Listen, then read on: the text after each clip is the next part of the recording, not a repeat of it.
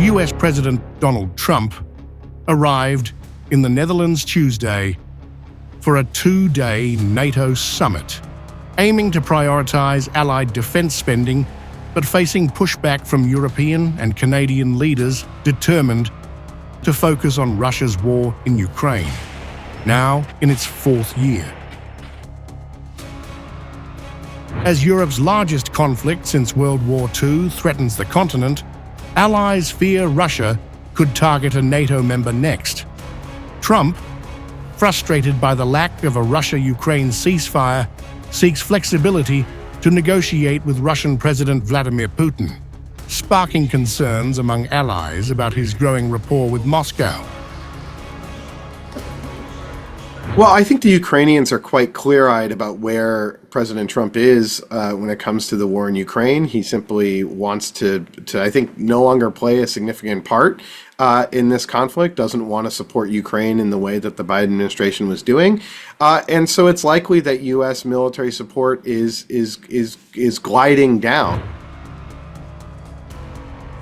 Previous NATO summits gave Ukrainian President Volodymyr Zelensky a hero's welcome, with pledges of long-term aid and an irreversible path to membership. In 2023, a NATO-Ukraine Council was formed to fast-track Kyiv's integration.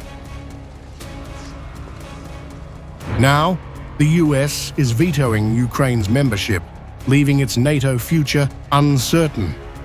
Trump's team insists on sidelining Ukraine to avoid derailing ceasefire talks, a stance underscored by his recent call with Putin, where Ukraine was a minor topic. At last week's G7 summit in Canada, Trump pushed for Russia's return to the group, stunning allies. Zelensky, who traveled to meet Trump, left without a meeting or a unified statement on the war. Yesterday, Putin put on a performance, particularly for the United States too, and he spoke completely openly. Yes, he wants all of Ukraine, and he had wanted it not just for 4 years, not just since 2014, but long before that, because he himself was shaped that way by Russian imperialism. Zelensky may join a dinner with Trump and allies hosted by the Dutch King Tuesday. A NATO-Ukraine Council meeting will also allow Kyiv to voice security needs.